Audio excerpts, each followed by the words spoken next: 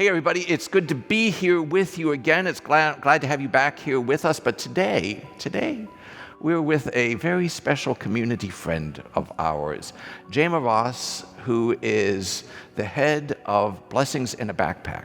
And we've kind of known each other for about a year and a half now? Yeah, something I like would say it's been a bit. Yeah, I kind of became aware of you and your program. But if you could, tell us a little bit about Blessings in a Backpack. Well, we have a very, very simple mission, and it's just to care for kids who are the most vulnerable in our community. And the way we see it, there's nothing more vulnerable than not having your basic needs provided. For sure. Which is food. There's a little Bible story about that. Is there? Yeah. There might be a couple. In fact, several, yes. I think, it's funny. I think it's mentioned a few times about the importance of... In fact, of a big Bible story. Right. Of feeding, Go ahead. Yes. Feeding the neighbors. Blessings in the Backpack. And the children, sure. Yeah. So we kind of follow that. We started with 300 kids in one school with just the knowledge that if we could feed them every Friday, so that they wouldn't have to go Friday to Monday without eating, what a big difference that would make in their physical health, their mental health, the behavioral problems. Just every statistic in the history of statistics shows the overwhelming benefits of children and society as a whole when we feed people. Right. Like, not a surprise. Right. So since then, we have grown our mission to feeding over 3,350 every Friday. 3,350. Every Friday during the school year. And this is all like through Fort Wayne Community Schools, Yep. right? Yeah. And then another 3,350. 3,350 every Friday, and then another 11,000 over the summer. Wow. And we could do more. It's never a problem of like, oh, I guess we've fed enough, we've fed too many. Like that, what we keep seeing is that we need to keep increasing that number. So as our organization grows, that number continues to grow with us. So with all of our programs that we have, which we have other programs too, with all of our programming, our little small grassroots nonprofit has grown to over 160,000 in a year of local kids that we take care of. 160,000 in a year that you help take care of. That number's just going to go up too. Yeah, oh boy. So many of our people are deeply aware of that, and concerned about that. Wow. And so when you say you feed them on the weekend, what does that look like? So hunger looks, I think, sometimes in a very different way than what we imagine. So when we first started this program, we were sending home kind of like food pantry bags because we were thinking, like, what would I want? I cook with my kids a lot. And so I was like, oh, we would want pasta and we would want, raw chicken or I would like fresh vegetables. Yeah. And as we were sending home kind of these, meal prep bags, the schools started calling us and said, all the lines of the pathways leading out of the neighborhoods are littered with food. And we were just kind of scratching our heads because we were like, all right, the school that we're talking about is 98% food insecure. We know these kids are hungry. Why are they throwing the food away? Well, as we started talking to the actual people in these communities, which... Crazy thing happens when you do that. Right. Well, we didn't just think about what we thought hunger was when we actually started asking, hey, what does this look like? We discovered that, for instance, if your utilities are off and there is no way to boil a bag of rice, wow, what good does that rice do you? If you are a 6-year-old who doesn't have a parent who's willing or able to show you how to work the stove, what good is that box of pasta? If you don't have a can opener or a microwave, or you don't have access to, different appliances that we take for granted every day, this is all just dead weight. Wow. And so as we went back to the drawing board of, okay, we really have to think of how we can get food in these kids and in a way that is accessible regardless of if they have an adult in the home that is willing or able to do this with them, if their utilities are turned on, if they don't have a stove or microwave. And what we ended up curating was a bag of food that was high protein, high fiber, low sugar, but at the same time, think like applesauce, think like whole grain crackers, so things that are, a lot of people are like, oh, it's a bag of snacks. I'm like, it's consumable in a way that any child could eat this. We work with a nutritionalist, so that way we make it as healthy as possible, and we work with Pontiac Street Market so that we have fresh fruit and vegetables locally sourced. Oh, how nice. Yeah. Which is impossible in backpack programs. Like, it's unheard of to have like apples and oranges, but we found a way to do it. So that's amazing. That's revolutionary. You're right. Revolutionary. You're exactly right. I mean, I'm old enough, right? I'm old enough to remember the day when ketchup was considered a vegetable. So sure. Yeah, but you know, I still say that, by the way. Right. I will still say, like, that's lycopene. It's healthy. We're gonna die on that hill too. That right. I come from Pittsburgh, so okay. I'm Heinz ketchup. Sure, you know? sure. So we've basically it's just a bag of food that we pack on a weekly basis that has just a number of things that kids can instantly have access to. As healthy as we possibly can make these options, and get a kid to eat it. And too. And they will also give us feedback of what does absolutely not work for them and what they don't like. Which kids are really great about being honest, even when you don't ask for it. So we've just found a great way to make this program work. And the other great thing about it is every school we are implemented in, every kid gets a bag every single Friday. That's extremely important. Number one, because we found that a child who thinks they're going to be ostracized for being put in a place of being a have-not or the poor kid Sure. will deny their basic desire to eat. Right. So they will say, nope, I don't want it, knowing that they are hungry. And then the mental toll and the mental health issues that come along with that stigma. It almost does more harm than good when you do it that way. The other reason that we decided that this was a very hard role that we were going to stick with, I have 7 children myself, which I know it's. Every day I wake up, I'm like, what have I done? I am being overtaken by a small army that I made on my own. Yes. That's what my daughter-in-law says to me. They got 4, yes. What have I done? Yeah, once you're outnumbered, though, you're like, I guess, whatever. They just start showing up at our door, and I'm like, go ahead. I'm outranked anyway. But one of our kids came from the foster care system. And I had asked him after he started living with us, I said, did you ever have like a program like this? Because I knew that he was a child from a difficult home and they didn't have a lot. And he said, those programs always existed, but I never got to have them because my parents weren't going to come and sign up. Unfortunately, He grew up in, he's 20 now, by the way. I shared this with his full consent. He grew up in a meth house. They didn't want to draw attention to themselves, so they wouldn't go to school and say, we need help, or, and there's a lot of reasons people don't. Right. But for him, he would have to watch other kids getting food, and knowing that no one would sign up things for him, he was denied it.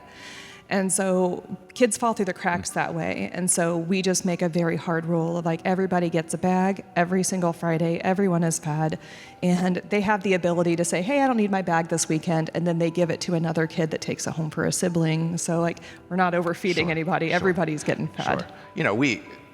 We do a lot of food things here at Trinity, and early on in the time when we were doing that, people were like, well, somebody's playing the system or whatever. Sure. But a bag of food, because, there's not that much of the system to be played. There's really not. And There's really not. the risk of, that risk is so much smaller than the risk of missing somebody.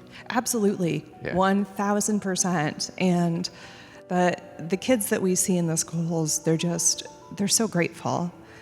Every time I look at where we're at and I look at our community and how giving we are, and then I'm reminding myself we're over 70% food insecure. And that's a statistic from 2 years ago. We're closer to 75, 80% food insecure in forming community. Right. And every time I think about that, I just think it's astounding we haven't been able to solve this. Right. Yeah. It does feel almost... Yeah. But that's why we do what we do. That's exactly right. That's why we do what we do. That's why you guys do what you do. Like we all see the problem, which I think is the first Yeah. Right? Like Right. just identifying it, and then we're all chipping away at it. Right. And we're making progress. One of our members is an exec at Community Harvest, and he and I have talked about how we remember in the pandemic these eye-popping numbers of people lining up for food in the pandemic. Yeah. I think one of those numbers, they had the National Guard there for food distribution. I think 990 cars. I think the number was more than 1,900 cars this past week. And we thought that was a crisis in 2020. Like, oh my gosh, how are we going to do this? And for our friends at Community Harvest, the number has doubled in the last 5 years. Like kind of like what yes, very much. Yes, and it is kind of one of these, not just intractable, but how on earth did we get here? I mean, yes, we could sit and we do know that there are some answers we know there are some answers to that question. Right. But just as fellow humans, we just look and think like, how could this be? How could we have hungry children in the same zip codes that our kids go to school with? How is my kid going to school with a kid that doesn't have a coat or doesn't have food or doesn't, it's astounding to think that it's all around us. Right. But somebody had once said that the poor will always be among you. Yeah. I don't know if you knew that. Sure. Yeah. Okay, yeah. There's a little Bible story about that. But that, I think you're correct. Jesus did say that. But he didn't intend that to be an excuse for us. No, right. But that you need to be aware. Absolutely. Oh, by the way, you're going to need to be alert to this. I have a friend in London who's the pastor of a major church, St. Martin's in the Fields in London, famous church. He likes to use the word posh about it. It's a very British word. Yeah. But at St. Martin's they talk about how much of their ministry is at the edge because people who are the reason Jesus said that is that those people are very close to the heart of God. Hungry children are very close to the heart of God. And so when we get close to them, we're getting close to the heart of God. Right? That's so beautiful. Yes. Yeah. That sense of, and I think our people here have experienced that their generosity does something to them. Right? And that's why Jesus told us that, right? So that you remember that so that when you get close to the poor, you're closer to the heart of God who has this heart for it. Well, and I always really saw it as, I think that it's misconstrued a lot because I think people take it as, well, Jesus said the poor was always going to be among us and you have to deal with it. Yeah, so deal with it. God, they're here again. But I always took it as, and that's our responsibility. For sure. Right? And that's for sure. Because it is us. And sure. There's a saying, and you're going to have to forgive me for not being able to quote the person. That's okay. No, I don't either. I don't either. But it was this beautiful. I was watching a documentary, and someone had said, this philosopher had said, when I forget who I am, I serve you, but when I remember who I am you. Mm-hmm. And I thought, what an astounding way to think about the fact that this is who we all are also. We're not just that any of us could be so close to being in this position to where our kids are hungry or we're hungry or we're going without, or we've all been there, but just also to remember that we are all the same person and the same breath and the same life. Yeah. And what we do for each other is who we are. Absolutely. You're going to get me all choked up here this morning. I warned you about this already. I'm already emotional. We've been together, yes. Well, one of the things to talk, and I would recommend, if you have access to the Journal-Gazette, Jama wrote an editorial back on November 13th, which is about a week ago, or a few days back, and she talks about many of these things and reveals some of that, and I found this story just very moving, very relatable. Thank you. That, if you haven't read it, I don't want to talk about this too much so that you will go and read it, but just the reaction that you would receive from some, I think And much to our shame, I think many of us have been in the place where the person who you were with, and you were, many of us have probably been there and thought some of those ways.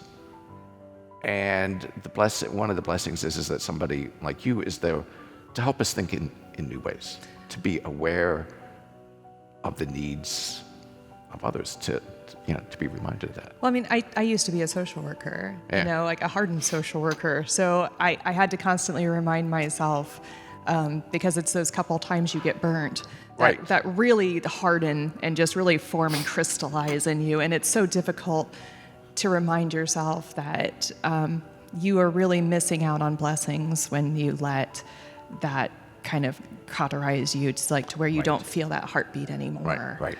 And so that's something that I just have to constantly, especially with the person in the article, where it was very difficult for me not to be like, let me explain something, when I was like, this is something that has hardened in her because she has been hurt. And I think once all of us feel hurt, we have a tendency to get defensive and to not want to help others. And protective, and are you afraid? And which robs the soul, which really robs us on the ability to keep that connection with each other.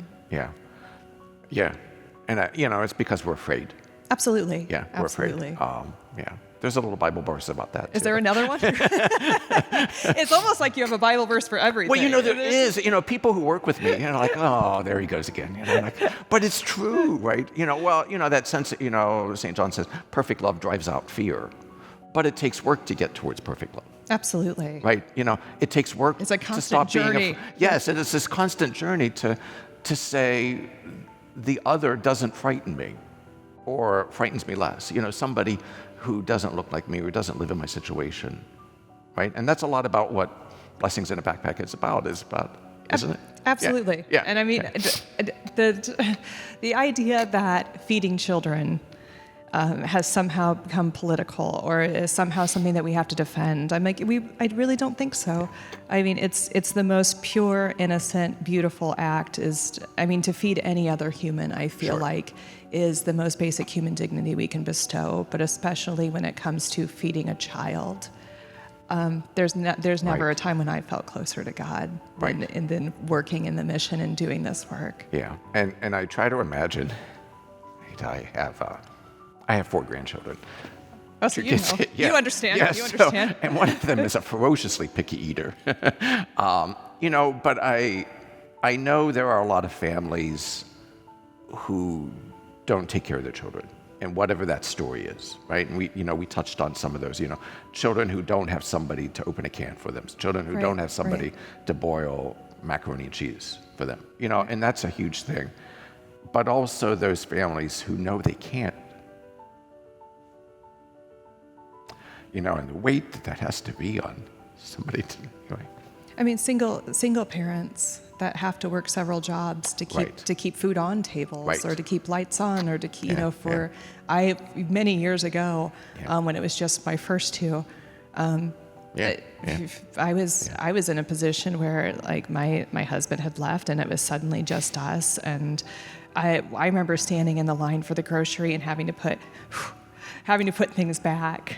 And just that shame of, it's still too much, and having to take fruit snacks off and then waiting and saying it's still too much and having to keep doing it, and just knowing that people were watching me in the line thinking, you shouldn't have them if you can't feed them. And I was I am doing everything I can. If you only knew how badly I wish I could be in a different position.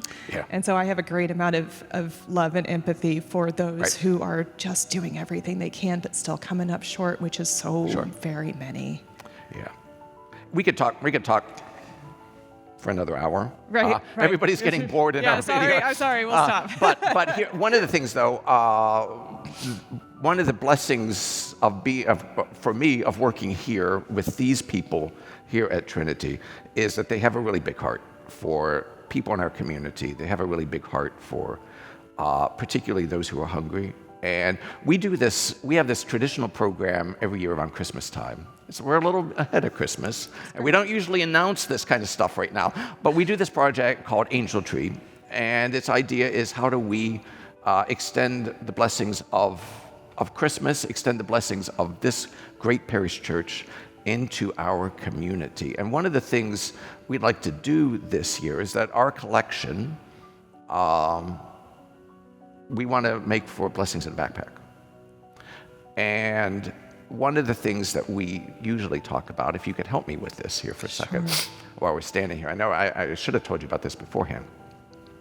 But we kind of encourage people to give a gift, $50, $100. Many do more than that. But if somebody gives a gift of $100, can you help me, help them, help us understand, like, what does a gift of $100 look like for Blessing in the Backpack?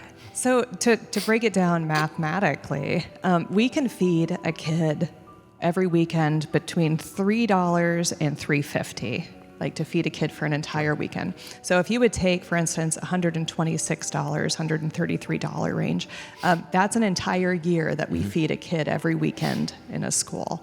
So how incredible that, that's almost a full year for a kid that we feed every weekend with that $100. That's amazing. Yeah. I mean, that's incredible. And it's, again, like our mission is just so straightforward that it just, all of that goes to food. And so you are literally putting food in a child's mouth with that for a year. That's amazing. I mean, we've talked about that. You have created this organization that is so lean. I mean, I don't know. Yeah, I mean, it is. I mean, our office space is donated, so we don't have utilities or office or overhead. Like, we are just there's only two of us. There's me and we just got a part-time assistant. Yeah, so she was here just a couple weekends ago. Yeah, doubled our workforce. That poor girl.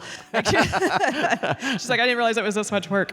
But so there's just two of us, so it's not like we have a huge administration cost. Like, it literally, all of it just goes to food or, our Believe Bag program or Brave Bet. But it all goes to mission. It all goes to programming. So that $100 goes a very far way in our mission. Nice. So if you're thinking already about Angel Tree, if you're thinking about how you might be helpful to somebody at Christmas time this year, here through Trinity, we're going to try to do that with Blessings in a Backpack. We're so grateful. Thank you. I'm really excited to be able to work with you. Me too. There are a few times that it feels like a lot of things, Christmas time and my parish's generosity and need all kind of seem to match up all instantaneously, all at the same time. So it's really easy for us to say, we know there's need there, and we'd like to join you in helping fill that. Wonderful. We're just so excited to do this with you. So thank you. Oh, my pleasure. All you my guys pleasure. do. Well, thank you so much. It's good to be together with you. Absolutely, every time. Every time it's fun. Yeah, it's a good lot time of fun. every time. Yeah.